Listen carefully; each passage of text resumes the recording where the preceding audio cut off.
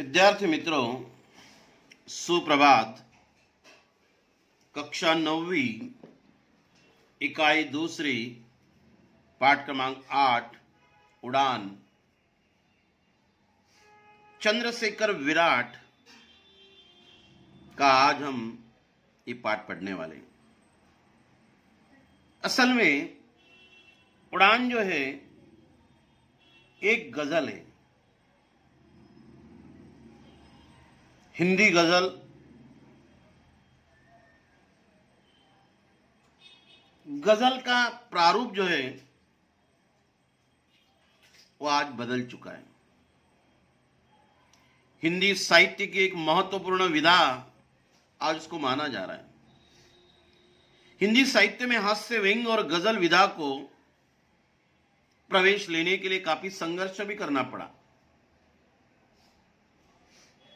इनके प्रमुख कवि जो हैं दुष्यंत कुमार जी, हिंदी गजल के एक प्रमुख कवि माने जाते। चंद्रसेन विराट जी भी शीर्षस्थ से गजलकारों में इनका नाम बड़े आदर से लिया जाता है। जो दीदार माशूका, ऐसे शब्दों में इर्द गिर्द होने वाली गजल आज हमें एक कोई संदेश भी देती है। चंद्रसेन विराट जो नव गीतों और गजलों से मिली जुली मुक्तिकाओं में आम आदमी के जीवन की गहराई से उन्होंने देखा है। जीवन के सच्चाई के जो प्रसंग है और प्रसंग अक्सर इन्होंने व्यक्त किए हुए। मेहंदी रची हथेली, स्वर के सोपान, मिट्टी मेरे देश की, धार के विपरीत आदि ये उनके गीत संग्रह है। आस्था के अमलतास, कचनानार की टहनी, न्याय कर मेरे समय आदि ये उनके गजल संग्रह है। कुछ पलाश, कुछ पाटल, कुछ सपने, कुछ सच आदि इनका ये मुक्तक संग्रह है। गजल एक ही बार और वजन के अनुसार लिखे गए शेरों का समूह है।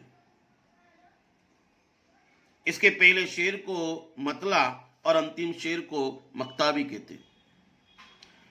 चंद्रशेखर विराट जी इन्होंने स्वाभिमान,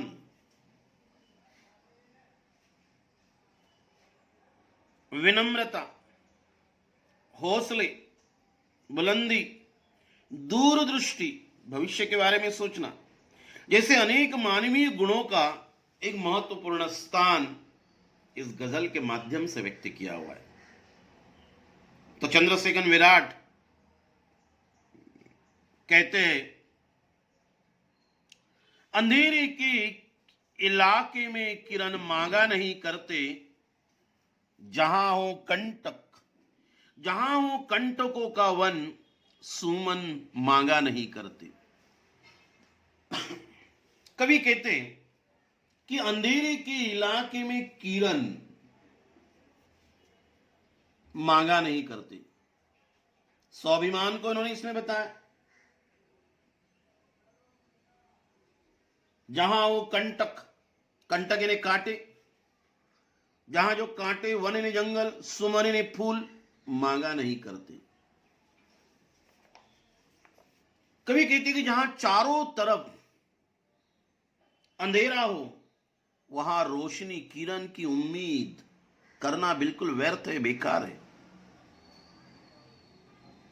जिस बगिया अथवा वन में सिर्फ कांटे ही कांटे, कंटक ही कंटक है, वहां सुमन यानी फूल नहीं मांगा करते। कवि इस के माध्यम से क्या समझाना चाहते हैं? कवि का प्रयास है, जहां अंधेरा है वहां किरण कैसे मिलेगी, जहां कांटे कांटे वहां सुमन यानी फूल कैसे मिलेंगे। इसीलिए कवि कहते हैं कि जहां अन्याय ही अन्याय हो, जहां अन्याय ही रहा हो, हर तरफ आपके दुश्मन फैले हुए, तो ऐसी परिस्थिति में न्याय और प्रेम की उम्मीद करना व्यर्थ है, ऐसा कवि इसमें से व्यक्त करते हैं। स्वाभिमान रखिए, अंधेरे में किरण नहीं मिलेगी, कंटकों में फूल नहीं मिलेगी। इसी तरह से जहां अन्याय ही अन्याय हो रहा है, ऐसे अन्याय भरे वातावरण में न्याय की उम्मीद करना व्यर्थ है, ऐसा कवि इस पहले शेर से कहना चाहते। जिसे अधिकार आदर का झुका लेता स्वयं मस्तक, जिसे अधिकार आदर का झुका लेता स्वयं मस्तक, नमन स्वयमेव मिलते, नमन मांगा नहीं करते। कवि कहते जैसे अधिकार यानी हक, आदर यानी इज्जत, झुका लेता स्वयं यानी खुद, मस्तक यानी माथा, नमन यानी वह स्वयमेव अपने आप नमन मांगा नहीं करते। कवि कहना चाहते हैं, कवि कहते हैं कि जिसे सम्मान का अधिकार होता है, जिसे अधिकार आदर का सम्मान का होता है, झुका लेता स्वयं मस्तक, वह स्वयं ही खुद ही मस्तक झुकाए रहता है कि किसी इतना आदर है, सम्मान है, इसीलिए खुद वो अपने मस्तक को झुकाए रहता है। सम्मान तो स्वयं मिलता है, उसे मांगने की जरूरत नहीं पड़ती है। जो व्यक्ति खुद मस्तक झुकाकर रहता है, उसे कहीं और मांगने की जरूरत नहीं पड़ती, लोग अपने आप उसकी इज्जत करते हैं। मतलब इज्जत पाने के लिए पहले हमें इज्जत से रहना बहुत ही आवश्यक है। कवि के अनुसार जो विनम्र होता है, नम्र होता है, वही सम्मान का पात्र होता है। जिसके अंदर नम्रता नहीं, उसका हम कहां सम्मान करने वाले। जिसके अंदर उदंडता है, बदतमीजी, उसका हम सम्मान नहीं करेंगे। एक आदि उदंड व्यक्ति, बदतमीज व्यक्ति सम्मान पाना चाहता है तो उसे वो कभी नहीं मिलेगा, उसे अपने आप के अंदर ही बदलाव लाना पड़ेगा। ऐसे व्यक्ति को सम्मान मांगने की जरूरत नहीं पड़ती है, जिसके अंदर खुद सम्मान भरा हुआ है, उसे स्वयं ही दूसरों से सम्मान प्राप्त हो जाता है, स्वयं अपने आप उसे सम्मान मिलता ही रहता है। ऐसा कवि कहते। परों में शक्ति हो तो नाप लो, उपलब्ध नभ सारा, उड़ानों के लिए पंछी गगन मांगा नहीं करते। परों में शक्तियों तो नाप लो, उपलब्ध नभ सारा, उड़ानों के लिए पंछी गगन मांगा नहीं करते। पर इन्हें पंख, शक्ति ने ताकत, नापना इन्हें गिनना, उपलब्ध इन्हें हाजिर, नभ इन्हें आकाश। जो पंछी है वह गगन इन्हें आकाश मांगा नहीं करते। यदि पंखों में शक्ति है, परों में शक्ति है, पंखों में शक्ति है, तो सारे आसमान में उड़ सकते हम लोग। ना बोलो उपलब्ध नभ सारा, नभ इन्हें आकाश, आसमान, सारे आकाश को हम नाप सकते, मतलब उड़ सकते। उड़ानों के लिए पंछी, मतलब उड़ने वाले जो पंछी है, गगन मांगा नहीं करते। गगन इन्हें आकाश, आकाश इन्हें आसमान नहीं मांगा करते। वे तो बस मुक्त गगन में उड़ने जाते हैं, विहार करना चाहते हैं। कवि यहां इच्छा शक्ति के बारे में बताया। कवि ने यहां क्या बताया? पहले में स्वाभिमान बताया, दूसरे में नम्रता बताई, तीसरे शेर में वो कहते इच्छा शक्ति होनी चाहिए। यदि आपका हौसला बुलंद है तो इंसान को अपनी राह स्वयं मिल जाती है, वो अपने मंजिल को प्राप्त कर लेता है। उसे किसी के सहारे मांगने और रास्ता पूछने की जरूरत नहीं होती, क्योंकि उसके अंदर इच्छा शक्ति होती है। जिसके अंदर इच्छा है, काम करने की इच्छा है, आगे बढ़ने की इच्छा है, शक्ति है, ताकत है, तो वह कुछ भी हासिल कर सकता है। किसी को उसको मांगने की जरूरत नहीं पड़ती है, ऐसा कवि कहना चाहते हैं। जिसे मन प्राण से चाह निमंत्रण के बिना, उसके सपन तो खुद ब खुद आते, नयन मांगा नहीं करते। जिसे मन प्राण से चाह, मन से प्राण से जिसको चाहा, अपनाया, निमंत्रण के बिना, जो निमंत्रण दिया जाता है उसके बिना, सपन इन्हें खौफ स्वप्न खुद ब खुद इन्हें अपने आप आते, नयन इन्हें आंखें मांगा नहीं करती। कवि कहते हृदय और मस्तिष्क से, मन इन्हें हृदय प्राण से, दिमाग से, मस्तिष्क से जो कुछ हमने ठान लिया, जिसे हमने चाहा, उसके लिए निमंत्रण की आवश्यकता नहीं होती। क्यों मुझे आएगा, मुझे बुलाएगा, मैं जाऊंगा, बिल्कुल नहीं। उसके लिए निमंत्रण की आवश्यकता नहीं होती है, क्योंकि उसके मन में जो बात ठान ली है, जिसके मन ने जो बात ठान ली है, या उसने कोई बात को मन में बिठा लिया,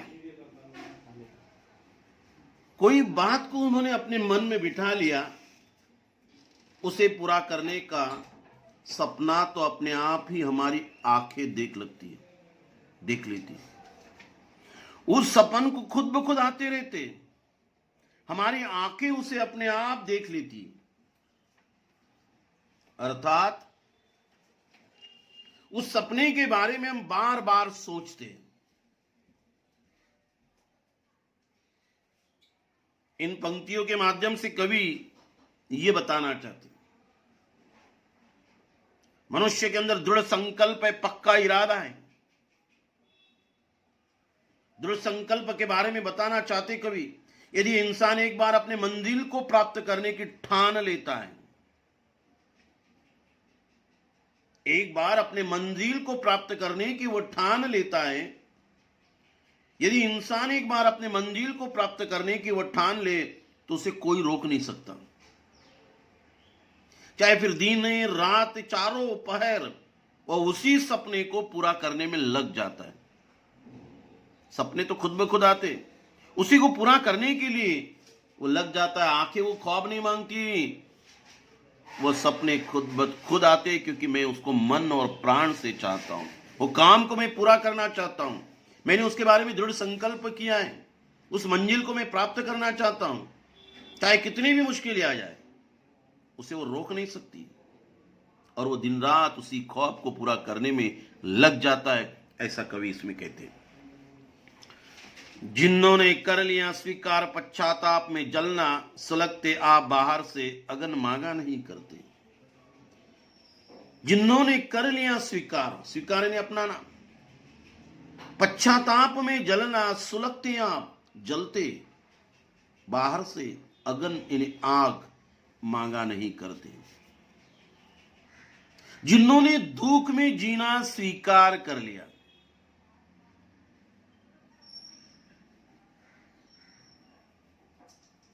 वे अपने आप ही बाहर से सुलगते रहते, उन्हें किसी के आग मांगने की जरूरत नहीं पड़ती।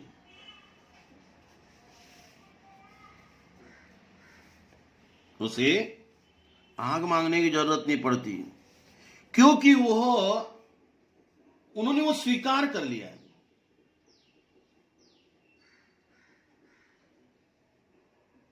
कभी ये भी कहना चाहते, जीवन में किसी छोटी सी हार, हर कदम शोक यानी दुख लोग मनाते रहते, वो निराशावादी बन जाते, और निराशावादी इतने हो जाते कि वो संघर्ष करना छोड़ देते। उनके अंदर संघर्ष की भावना होती है, क्षमता भी होती है, परंतु चिंता और निराशावादी लोग वो सोच में ही जिंदगी गुजारते रहते हैं। ये निराशा, ये चिंता, ये सोच उनके बड़ी दुश्मन बन जाती है। लेकिन कभी कहते हैं कि पश्चाताप में जलना, पश्चाताप करना चाहिए, लेकिन सकारात्मक करना चाहिए। चलो मुझे हार मिल गई, क्यों मिली, कैसे मिली, क्या कारण है उसके, मुझे कौन सा प्रयास करना चाहिए और क्या प्रयत्न करना चाहिए। शायद ये मैं सोचूंगा तो हो सकता है कि अगली बार मेरी विजय अवश्य होगी। लेकिन कुछ लोगों ने जीवन भर वो स्वीकार कर लिया है, जलते रहते, चिंता करते रहते, निराशावादी बनते रहते। इसी के कारण वो सुलगते जलते, बाहर से भी सुलगते रहते, मन में भी चिंता करते रहते। उनको कहीं से आग, अगर इन्हें आग मांगने की जरूरत नहीं होती। हमने कभी भी निराशावादी, हताश, निराश नहीं रहना चाहिए। जीवन में संकट आते रहते, पश्चाताप कीजिए, तर्क वितर्क कीजिए, सोचिए, और सोचने के बाद दोबारा संघर्ष के लिए तैयार होते रहिए।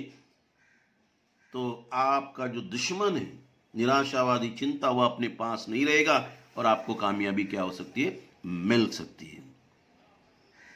दूसरा प्रसंग हम देखने वाले इस उड़ान का, जिसकी ऊंची उड़ान होती है उसको भारी थकान होती है। जिसकी ऊंची उड़ान होती है उसको भारी थकान होती है। कवि कहते हैं, जिसकी ऊंची उड़ान होती है, जो जितना ऊंचा उड़ने का सोचता है, उसको तो भारी थकान तो होने वाली है। जो ऊंचाइयों पर उड़ता है उसे अधिक थकान होती है। कवि के अनुसार किसी भी मंजिल तक पहुंचने के लिए राह आसान नहीं होती है। हर उद्देश्य को प्राप्त करने के लिए रास्ता बड़ा कठिन होता है, बड़ी मेहनत करनी पड़ती है। सफलता जितनी बड़ी होती है उतनी राह मुश्किल ही होती है। अतः जीवन में सफलता की बुलंदियों तक आपको पहुंचना है तो आपको परेशानी, मुश्किलों का सामना करना पड़ेगा। आपको थकान तो महसूस होगी। जो ज्यादा परिश्रम ज्यादा थकान, जितनी ऊंची उड़ान उतनी थकान, ज्यादा परिश्रम ज्यादा मंजिलें, ज्यादा उद्देश्य मकसद, तो आपको उतना परिश्रम करना अवश्य होगा। सफलता का रास्ता आसान नहीं होता है, ये कवि इन दो पंक्तियों से कहना चाहते हैं। बोलता कम जो देखता ज्यादा, आग उसकी जुबान होती है। बोलता कम जो देखता ज्यादा, जो आंखें उसकी मानो जुबान होती है। जुबान से ज्यादा आंखों से भाव व्यक्त होते हैं। यहां कवि ने बोलना कम, काम पर ज्यादा महत्व देना चाहिए। जो लोग कम बोलते हैं और देखते अधिक है, ऐसे लोगों की आंखें उनकी जुबान होती है। आंखें बहुत कुछ बोल देती है। अर्थात कम बोलने वाले व्यक्ति अपने कर्म, अपने काम और उसके प्रभाव पर अधिक ध्यान देते हैं। बोलते कम, काम ज्यादा करते हैं। कुछ लोग बोलते ज्यादा, काम कम करते हैं। हमें ऐसा नहीं करना चाहिए। कम बोलना चाहिए, कर्म पर ज्यादा ध्यान देना चाहिए। कवि ने यह बोलने से अधिक कर्म करने पर जोर दिया है। काम करते रहिए, फल मिलते रहेगा। कवि कहते हैं, जो लोग करने में विश्वास रखते, काम में विश्वास रखते, उन्हें कुछ कहने की जरूरत ही नहीं पड़ती। काम उनका बोलते रहता है। जिस तरह आंखों की एक भाषा मौन होती है, लेकिन सब कुछ वह कह जाती है, आंखें हमें कह जाती है, उसी तरह उनका काम भी बोलता है। उन्हें कुछ कहने की जरूरत नहीं होती है। इसीलिए इंसान मानव, तुझे काम पर ज्यादा भरोसा करना चाहिए। तेरा कर्म अच्छा होगा, तेरा काम अच्छा होगा, तो तुझे बोलने की आवश्यकता बिल्कुल नहीं होगी। बस हथेली हमारी हमको धूप में सायबान होती है। बस हथेली,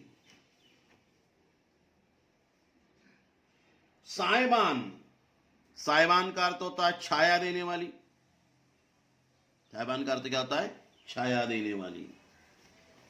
बस हथेली हमारी हमको धूप में साहिबान होती है।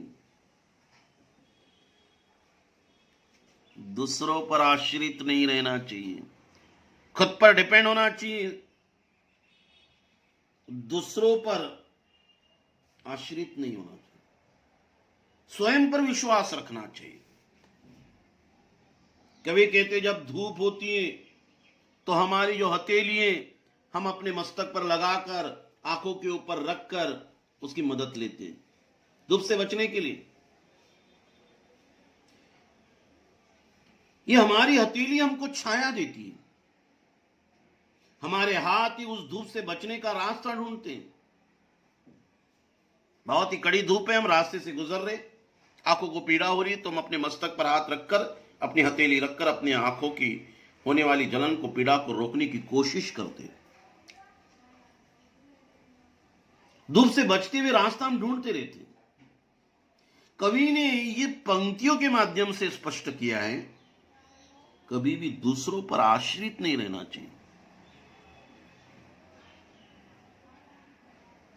सदैव स्वयं पर विश्वास कीजिए। जब बुरा वक्त आता है तो कोई मदद के लिए नहीं आता है, अपने पर ही विश्वास कीजिए। बुरा वक्त आएगा तो हिम्मत, हमारा हौसला जो है वो टूटना नहीं चाहिए, बल्कि हिम्मत से, हौसले से काम लेना चाहिए। स्वयं की मुसीबत से निकलने का खुद प्रयास करना चाहिए, दूसरों पर आश्रित नहीं रहना चाहिए। इस तरह से इस कड़ी धूप में अपनी हथेली, अपने आंखों को वह धूप से बचाती रहती है और स्वयं रास्ता ढूंढते हम निकलते रहते हैं। उसी तरह संकट आए, मुश्किल आए, यातना आए, पीड़ा आए, कितनी भी कठिनाई आए, हमारे हौसले को हमने नहीं टूटना चाहिए। स्वयं हमने आगे बढ़ना चाहिए। इन मुश्किलों से हमें कोई निकालने वाला नहीं, खुद पर आश्रित रहना है और आगे बढ़ना है। एक बहरे को एक गूंगा दे, जिंदगी वो बयान होती है। एक बहरा है जो सुन नहीं सकता, गूंगा है बोल नहीं सकता। जो जिंदगी है बयान, बयान का अर्थ होता है वक्तव्य। बयान का अर्थ क्या होता है? वक्तव्य। एक व्यक्ति जो सुन नहीं सकता, उसकी मदद दूसरा व्यक्ति करता है जो स्वयं बोलने में असमर्थ है, मतलब गूंगा है। ये एक दूसरे को मदद कर रहे हैं। ये अपनी जो परेशानी है, गूंगा बोल नहीं सकता, बहरा सुन नहीं सकता, ये अपने परेशानियों को अन्न देखा करते हैं। एक दूसरे की मदद करने की जो प्रवृत्ति, वही जिंदगी के सही मायने बताती, बयान करती है। वही तो जिंदगी के मायने वक्तव्य करती, बयान करती है, बताते रहती है। कवि इन दो पंक्तियों से ये कहना चाहते, सहयोग, मदद की भावना को उन्होंने स्पष्ट किया है। एक दूसरे की हमें मदद करना है, जैसे गूंगा बहरी की मदद कर रहा है, बहरा गूंगे की मदद कर रहा है। यही तो हमारी जिंदगी बयान कर रही हो। सही मायने में एक दूसरे की सहयोग की भावना हमारे अंदर होना चाहिए। या कोई भी पूरी तरह से सक्षम और संपूर्ण नहीं होता है, इसके बावजूद भी यदि लोग एक दूसरे की मदद करें तो जीवन मिलकर समस्याओं को दूर कर सकते हैं। गूंगे की समस्या है, बोल नहीं पा रहा है, लेकिन बहरा तो बोल पा रहा है। बहरा सुन नहीं पा रहा है, लेकिन गूंगा तो सुन पा रहा है। ये एक दूसरे की मदद कर कर अपनी जिंदगी की राह पर आगे बढ़ रहे हैं। उसी तरह से हमारे अंदर भी सहयोग की भावना होगी तो कितनी भी कठिन समस्या क्यों ना हो, उससे हम आगे गुजर सकते हैं। ये बात इन पंक्तियों से उन्होंने व्यक्त की। तीर जाता है दूर तक, उसका कान तक जो कमान होती है।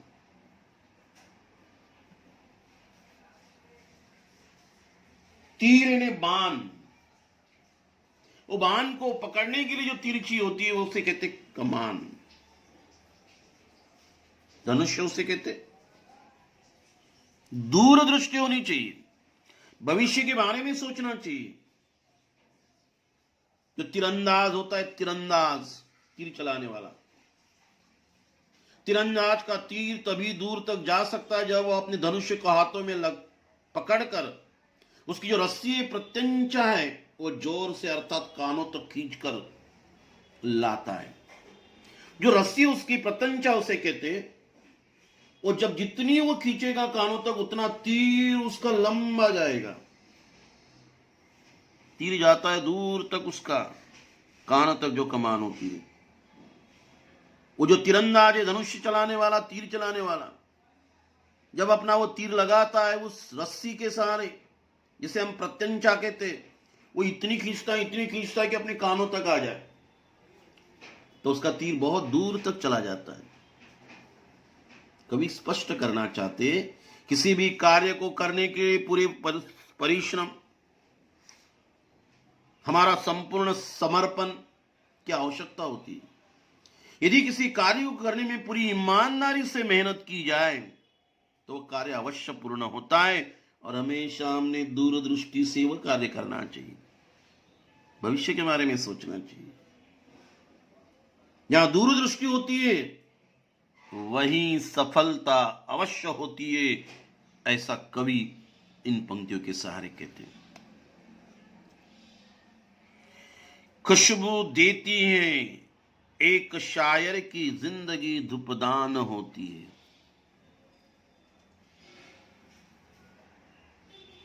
धूपदान, धूप नामक एक सुगंधी द्रव्य रखने का वो पात्र। धूप अगरबत्ती जो जलाते हैं हम लोग, उसमें एक धूप होती है, तो जो पात्र होता है,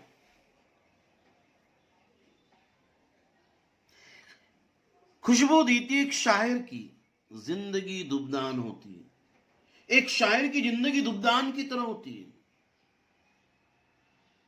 जो हमेशा सभी को खुशबू देती है अपने शायरी से, अपने पंक्तियों से, अपने काव्य से। यहां कवियों ने कवियों और शायरों के बारे में बताया। उनका जीवन समाज के प्रति समर्पित है। जो भी वो लिखते हैं वो समाज के लिए लिखते हैं। जो जीवन समाज को सही राह दिखाते अपने कलम से, अपने शेरों से, अपने काव्य से। समाज के विकास के लिए वो प्रयत्नशील है, एक धूपदान की तरह। जो धूपदान होता है उसमें सुगंधित, मिश्रित, सुगंध युक्त ऐसा धुआं निकलता है। शायर भी अपनी शायरी से, अपने कलम से लोगों के जीवन में खुशबू को फैलाते रहता है, ताकि वो इतना अच्छा साहित्य लिखता है, वो साहित्य लोग पढ़े, पढ़ने के बाद समाज में परिवर्तन लाने का काम, खुशियां लाने का काम ये साहित्यिक लोग करते हैं। उनकी शायरी जो होती है, उनका जो साहित्य होता है, खुशबू देते रहते हैं। उनका जीवन समाज के लिए समर्पित है। जीवन समाज को सही राह दिखाने और उसके विकास के लिए वो हमेशा प्रयत्नशील रहते हैं।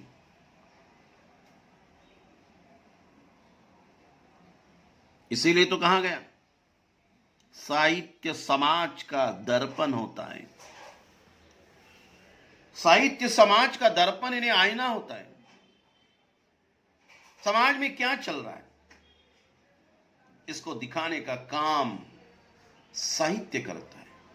साहित्य को लिखने का काम कवि, शायर, लेखक आदि लोग करते रहते, और समाज को सही दिशा दिखाने का काम वो करते रहते हैं। चंद्रसेन विराट कवि, इन्होंने स्वाभिमान को बताया। हमारे अंदर विनम्रता होनी चाहिए, हमारे हौसले होने चाहिए, हमारे अंदर दूरदृष्टि होनी चाहिए, मानवीय गुण होने चाहिए, परिश्रम की आवश्यकता होनी चाहिए, निराशा, हताशा वो हमारे मन से हमने निकाल देना चाहिए, मुश्किलों का सामना करना चाहिए। आंखें बहुत कुछ बात हमें बता देती है, मतलब हमने बोलने से बेहतरीन कर्म पर विश्वास करनी चाहिए। बुरे वक्त में हिम्मत से काम लेना चाहिए, एक दूसरे की मदद करना चाहिए और पूरी ईमानदारी से मेहनत करना चाहिए। ये सारे गुण इस उड़ान, इस गजल के माध्यम से कवि चंद्रसेन विराट इन्होंने व्यक्त किए। उम्मीद कर रहा हूं बच्चों कि आपको ये समझ में आया होगा। धन्यवाद।